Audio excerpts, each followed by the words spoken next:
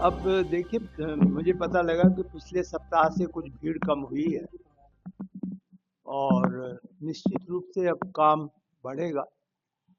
लेकिन आपको ज्ञात ही है कि हमारे देश में त्योहार भी खूब होते हैं और इस प्रकार के अवसर पर हमारी जो श्रमिक हैं वो चले जाते हैं छुट्टियों पर अपने घर में। तो अब आने वाली होली पर फिर प्रगति पर असर पड़ेगा।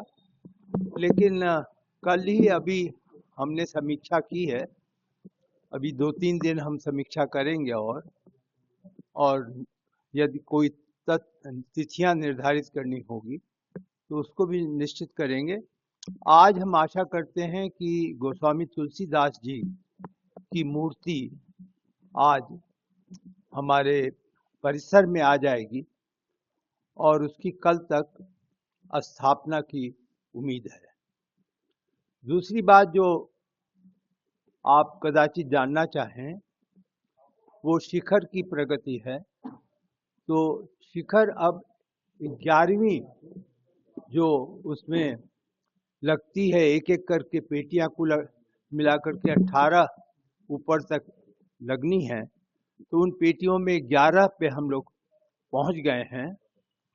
पूरे मंदिर में अब पत्थर का काम जिसमें शिखर भी सम्मिलित है वह लगभग 20,000 क्यूबिक फीट पत्थर लगना बाकी है। तो आप यूं इसको अनुमान लगाएं कि 4,50,000 क्यूबिक फीट पत्थर लगना था मंदिर में, जिसमें अब 20,000 क्यूबिक फीट अवशेष है। तो इससे आप ये कह सकते हैं कि आने वाले 1 माह में लगभग 15 अप्रैल तक मंदिर का निर्माण पूरा हो जाएगा। बाबूजी, इसके अलावा राम दरबार की प्रतिमा का निर्माण लगभग 95% पूरा हो गया। स्थापना हो जाएगी तो राम दरबार की कब मूर्ति आएगी, क्या करेंगे? सभी मूर्तियां, जिसमें 7 मंदिर भी हैं जो कि हमारे परकोटा से बाहर हैं, और आपने जो प्रश्न पूछा कि राम दरबार, उसकी भी मूर्ति सब, और जो परकोटा में 6 मंदिर हैं उनकी मूर्तियां 30 अप्रैल तक यहाँ आ जाएंगी और 25 मार्च से 15 अप्रैल के बीच में लगभग सभी मूर्तियां स्थापित हो जाएंगी। बाबूजी, इसके अलावा राम लला का जो प्राण प्रतिष्ठा हुआ था, 3 मूर्तियों का निर्माण किया। अब 2 मूर्तियां निर्णय लिया गया है कि ऑडिटोरियम में स्थापित किया जाएगा। ऐसा कोई निर्णय नहीं है कि जो 2 मूर्तियां हैं वो ऑडिटोरियम में स्थापित की जाएंगी। अभी ट्रस्ट को इस विषय पर निर्णय लेना है। रामनवमी को लेकर जो तैयारियां कितनी वर्ष रामलला के मस्तक पर सूर्य का तिलक होता है, इस बार शिखर का निर्माण होगा, क्या इस बार भी संभव होगा? जहां तक